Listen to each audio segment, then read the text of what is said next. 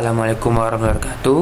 Saya Marcel Agus Pianto dari 11 TKJ 5 akan membawakan materi tentang kepemimpinan.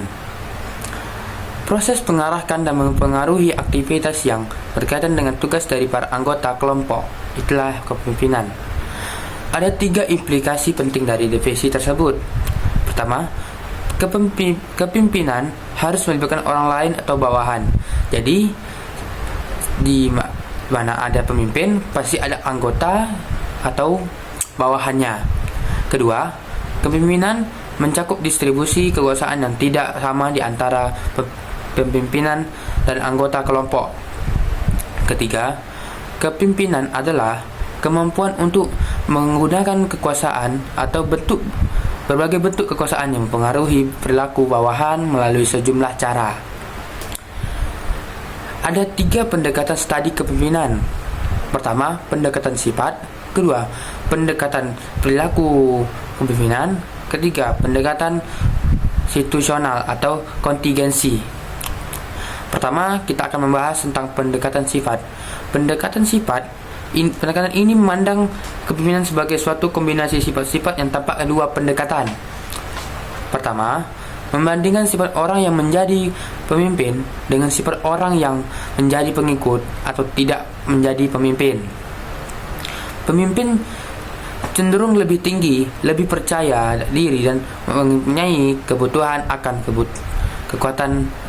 kekuasaan yang lebih besar, sehingga muncul anggapan bahwa kepemimpinan dilahirkan bukan dibuat.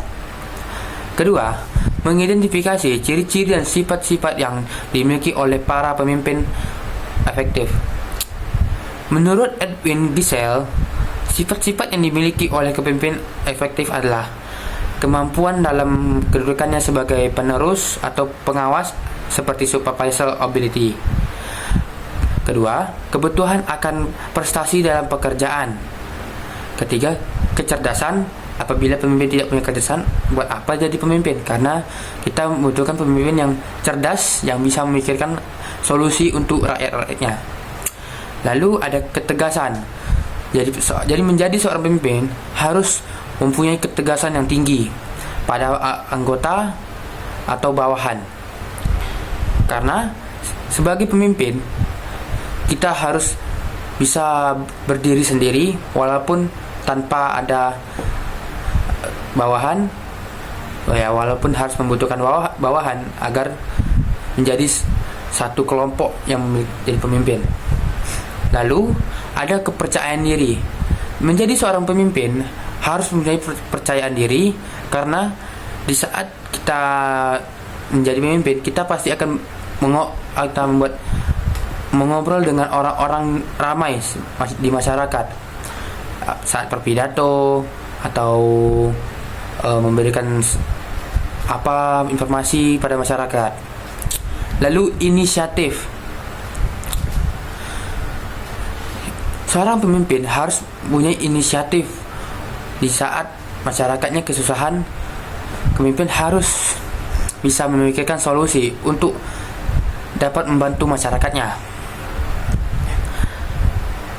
Yang kedua, menurut Keith Davids berpendapat bahwa ada 4 sifat yang mempunyai pengaruh terhadap kesuksesan kepemimpinan organisasi, yaitu kecerdasan, kedewasaan dan keluasan, hubungan sosial, motivasi, dan dorongan berprestasi, serta sikap-sikap hubungan manusiawi. Kedewasaan dan keluasan itu yang mengartikan pemimpin harus berpikir dewasa dan memiliki wawasan yang luas. Lalu hubungan sosial. Pemimpin harus mempunyai hubungan sosial dengan masyarakat yang kuat agar jadi pemimpin yang berwibawa untuk mereka. Lalu motivasi dan dorongan berprestasi. Pemimpin harus bisa memotivasi seluruh bawahannya agar cenderung lebih percaya diri dan memberikan prestasi apabila mereka sudah mengkontribusi besar pada perusahaan atau pada dalam kelompok itu, serta sikap-sikap hubungan manusiawi.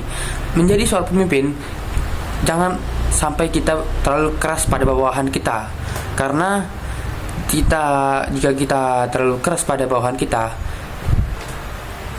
itu akan memberontak atau disebut mogok kerja untuk kita.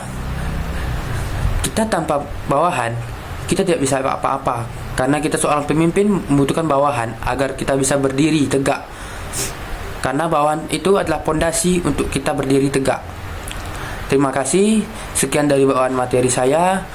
Saya Mas Agus Wianto undur diri. Assalamualaikum warahmatullahi wabarakatuh.